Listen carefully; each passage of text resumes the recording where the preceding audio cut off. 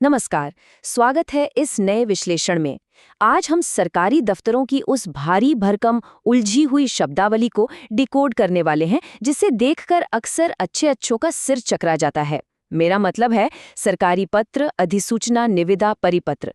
ये शब्द सुनने में जितने बोरिंग या कॉम्प्लेक्स लगते हैं ना, असल में इनका एक बहुत ही लॉजिकल और सेट पैटर्न होता है। तो चलिए बिना किसी देरी के सीधे शुरू करते हैं और इस पूरे ब्यूरोक्रेटिक सिस्टम को बहुत ही आसान और मजेदार तरीके से समझते हैं।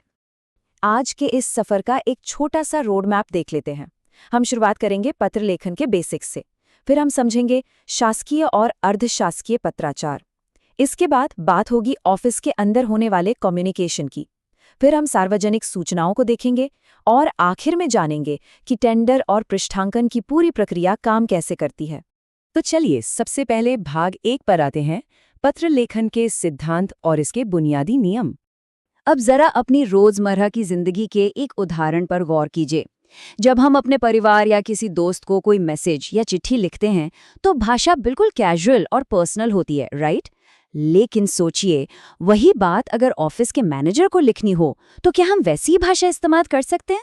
बिल्कुल नहीं।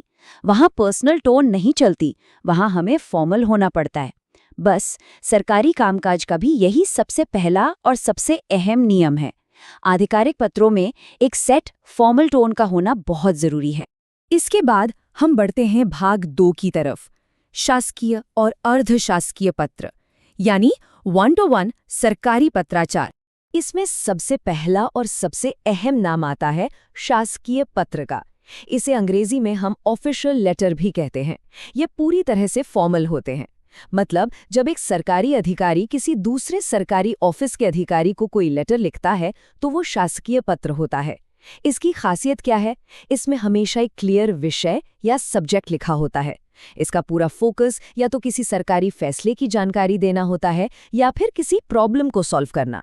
और हाँ, ये कम्युनिकेशन हमेशा लिखित रूप में ही होता है। लेकिन यहाँ आपके मन में एक बहुत ही दिलचस्प सवाल आ सकता है। क्या इन सख्त नियमों और कानूनों से बंधे सरकारी कामकाज में कभी किसी पर्सनल टच की गुंजाइश होती है? क्या कोई सरकारी अफसर कभी थोड़ा इनफॉर्मल होकर अपना काम करवा सकता है? इसका जवाब है जी हाँ, बिल्कुल। इसे कहा जाता है अर्धशासकीय पत्र, यानी डेमी ऑफिशियल लेटर। अब यहाँ अर्ध का मतलब है आधा, मतलब काम तो पूरी तरह सरकारी है लेकिन लिखने का स्टाइल थोड़ा पर्सनल है। जब कोई सरकारी अफसर किसी दूसरे अफसर से पर्सनली कोई ओपिनियन जानना चाहता है, कोई सफाई मांगता है या किसी काम को जल्दी निकलवाना चाहता है तो वो इस पर्सनल टोन का इस्तेमाल करता है। यही अनौपचारिक या कैजुअल शैली इसे अर्धशासकीय बनाती है। अब देखिए सरकारी काम आगे कैसे बढ़ता है। इसका एक बेहतरीन उदाहरण है अनुस्मारक, यानी रिमाइंडर। मान लीजिए किसी इलाके की बिजली कट गई है, विभाग को एक लेटर लिखा गया, लेकिन भाई कोई एक्शन ही नहीं हुआ। तब भेजा जाता है एक अनुस्मारक। ये असल में एक अलार्म क्लॉक की तरह काम करता है। ये सोए हुए सिस्टम को याद दिलाता है कि हेलो, पहले भी एक लेटर भेजा गया था जिस पर अभी तक कोई काम नहीं हुआ है। इसे आसान भाषा में स्मरण पत्र भी कहा जाता है। चलिए अब दायरा थोड़ा बढ़ाते हैं और आते हैं भाग 3 पर, कार्यालय के भीतर संचार, यानी ऑफिस के अंदर की बातचीत। इसमें सबसे कॉमन है कार्यालय आदेश, यानी ऑफिस ऑर्डर। इसका फ्लो हमेशा ऊपर से नीचे की तरफ होता है, मतलब एकदम टॉप डाउन अप्रोच। जब कोई बॉस या अधिकारी अपने ही ऑफिस के जूनियर कर्मचारियों को कोई इंस्ट्रक्शन देता है, जैसे ड्यूटी की टाइमिंग बदलना हो, छुट्टी के नए नियम हो या कोई नई ज्वाइनिंग हो, तो वो इसी कार्यालय आदेश का इस्तेमाल करता है। ध्यान रहे, ये सिर्फ और सिर्फ उसी ऑफिस के लोगों के लिए होता है, बाहर वालों के लिए नहीं। इसके ठीक उलट कार्यालय ज्ञापन यानी ऑफिस मेमोरेंडम का तरीका थोड़ा अलग है। ये किसी एक छोटे ऑफिस के अंदर का मामला नहीं होता। इसका इस्तेमाल काफी ऊंचे लेवल पर होता है, जैसे अलग अलग मंत्रालयों के बीच। मान लीजिए वित्त मंत्रालय और रक्षा मंत्रालय को आपस में कुछ जरूरी इन्फॉर्मेशन शेयर करनी है, तो वो कोई नॉर्मल चिट्ठी नहीं लिखेंगे, बल्कि इसी कार्यालय ज्ञापन का इस्तेमाल करेंगे। अब पिक्चर को थोड़ा और बड़ा करते हैं। भाग 4, सार्वजनिक और सरकारी सूचना, यानी जब सरकार को सीधे आम जनता या बड़े समूहों से बात करनी हो। यहाँ अक्सर 2 शब्दों में बड़ा कन्फ्यूजन होता है, विज्ञप्ति और प्रेस विज्ञप्ति। लेकिन इसे समझना बहुत ही आसान है। विज्ञप्ति किसी एक खास ग्रुप के लिए निकाली जाती है, जैसे जो युवा परीक्षा की तैयारी कर रहे हैं उनके लिए नौकरी की विज्ञप्ति। इसे कोई भी निकाल सकता है, सरकारी हो या प्राइवेट। लेकिन प्रेस विज्ञप्ति की कहानी अलग है। ये सीधे सरकार जारी करती है और इसका असर हम सब पर यानी पूरी आम जनता पर होता है, जैसे लॉकडाउन की घोषणा करनी हो या बिजली बिल माफी की। इसीलिए इसे बड़े अखबारों में छापा जाता है ताकि हर कोई इसे पढ़ सके। अब बात करते हैं सरकार के सबसे पावरफुल डॉक्यूमेंट की, अधिसूचना यानी नोटिफिकेशन। ध्यान दीजिएगा, ये कोई नॉर्मल सा नोटिस नहीं है। जब भी सरकार कोई नया कानून लाती है या कोई बहुत बड़ा बदलाव करती है तो उसे बाकायदा भारत के आधिकारिक राजपत्र यानी गैजेट में पब्लिश किया जाता है। एक बार कोई बात गैजेट में आ गई तो बस समझ लीजिए सरकार ने अपना काम कर दिया और अब वो नियम ऑफिशियली लागू माना जाएगा।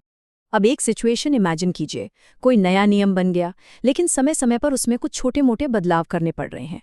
तो क्या हर छोटे चेंज के लिए बार बार राजपत्र निकाला जाएगा? बिल्कुल नहीं। उस काम के लिए आता है परिपत्र यानी सर्क्यूलर। ये एक ऐसा डॉक्यूमेंट है जो एक ही अपडेट को एक साथ कई ऑफिस या लोगों तक ब्रॉडकास्ट करता है। उदाहरण के लिए जीएसटी का नियम तो एक बार आ गया, लेकिन उसके जो नए अपडेट्स आते हैं वो परिपत्र के जरिए ही सब तक पहुंचाए जाते हैं ताकि हर डिपार्टमेंट के पास बिल्कुल सटीक और एक जैसी जानकारी हो। और अब हम आते हैं अपने आखिरी और सबसे अहम हिस्से पर, भाग 5, निविदा और पृष्ठांकन, यानी वो कागजी कार्यवाही जो असल में बड़े बड़े प्रोजेक्ट्स को चलाती है। मान लीजिए सरकार को कोई बहुत बड़ा काम करवाना है, जैसे किसी गांव में 10,000 लीटर पानी की टंकी बनवानी है। अब जाहिर है सरकार खुद तो ईंट और सीमेंट लेकर बैठेगी नहीं।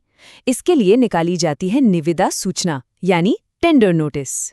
ये एक तरह का खुला इन्विटेशन है कि आइए अपनी अपनी बोली लगाइए और बताइए कि आप ये काम कम से कम कितने पैसों में पूरा कर सकते हैं। इसके पीछे का लॉजिक बहुत ही प्रैक्टिकल है। अगर पानी की टंकी बनवानी है और 3 कॉन्ट्रैक्टर 10 लाख, 8 लाख और 7 लाख की बोली लगाते हैं तो सरकार 7 लाख वाले को ही टेंडर देगी। ऐसा क्यों? क्योंकि जब सरकार पैसा खर्च कर रही है तो वो कम से कम खर्च करना चाहेगी। लेकिन यहाँ एक बड़ा ट्विस्ट है। अगर सरकार किसी रेलवे स्टेशन की पार्किंग को ठेके पर दे रही है जहां से उसे खुद कमाई करनी है, तो जो सबसे ज्यादा पैसे देने का वादा करेगा टेंडर सीधा उसे मिलेगा। मतलब जब खर्च करना हो तो सबसे कम बोली और जब कमाई करनी हो तो सबसे ज्यादा बोली। है ना बिल्कुल सीधा और प्रैक्टिकल नियम। एक बार प्रोजेक्ट फाइनल हो गया, फिर शुरू होता है असली पेपरवर्क और यही एंट्री होती है पृष्ठांकन या एंडोर्समेंट की। जब कोई मेन डॉक्यूमेंट अलग अलग विभागों के चक्कर काटकर सबकी टिप्पणियां और साइन लेकर वापस उसी के पास लौट आता है जिसने उसे सबसे पहले भेजा था, तो उस पूरी कार्रवाई को पृष्ठांकन कहते हैं। इससे भेजने वाले को कंफर्म हो जाता है कि चलो भाई, जानकारी सही जगह पहुंच गई और सबने इसे नोट कर लिया है। और जब ये फाइल अलग अलग डिपार्टमेंट्स के बीच घूम रही होती है तो अफसर लोग उस पर जो अपनी राय, सुझाव या ऑब्जेक्शंस लिखते हैं ना, उसे कार्यालय टिप्पणी या नोट शीट राइटिंग कहते हैं। किसी भी सरकारी योजना को सिर्फ कागजों से निकालकर जमीन पर उतारने के लिए ये नोट्स सबसे जरूरी कड़ी होते हैं। इसे एक रियल लाइफ सिचुएशन से समझते हैं। मान लीजिए शहर के किसी मेन बाजार में सड़क चौड़ी होनी है। अब ये काम कोई एक अकेला ऑफिस तो कर नहीं सकता। सबसे पहले PWD यानी पब्लिक वर्क्स डिपार्टमेंट इसका प्लान बनाएगा। फिर फाइल जाएगी बिजली विभाग के पास ताकि वो सड़क किनारे लगे बिजली के खंभों को पीछे शिफ्ट करे। उसके बाद यही फाइल पहुंचेगी वन विभाग के पास ताकि बीच में जो पेड़ आ रहे हैं उन्हें हटाने या रीलोकेट करने का इंतजाम हो। जैसे जैसे ये फाइल आगे बढ़ती है, हर डिपार्टमेंट अपनी कार्यालय टिप्पणी उस पर लिखता जाता है और जब सबकी सहमति मिलती है तब जाकर वो सड़क चौड़ीकरण का काम पूरा हो पाता है। तो इस पूरे विश्लेषण से एक बात तो बिल्कुल शीशे की तरह साफ है। ये जो नीरस और भारी भरकम सी लगने वाली सरकारी शब्दावली है ना, ये सिर्फ कागज के बेजान टुकड़े नहीं है। एक छोटी सी कार्यालय टिप्पणी पूरे शहर की सड़क चौड़ी कर सकती है, एक निविदा किसी सूखे गांव में पानी ला सकती है और एक प्रेस विज्ञप्ति पूरे देश को बड़ी राहत दे सकती है। ये सारे डॉक्यूमेंट्स पर्दे के पीछे रहकर चुपचाप उस पूरे सिस्टम को चलाते हैं जिससे हम और आप हर दिन जुड़े होते हैं। तो सोचिए, अगली बार जब भी आप शासकीय पत्र या निविदा जैसा कोई शब्द सुनेंगे तो क्या आपको उनके पीछे छिपी असली ताकत और अहमियत नजर नहीं आएगी? बिल्कुल आएगी। इस विश्लेषण में हमारे साथ जुड़ने के लिए बहुत बहुत धन्यवाद।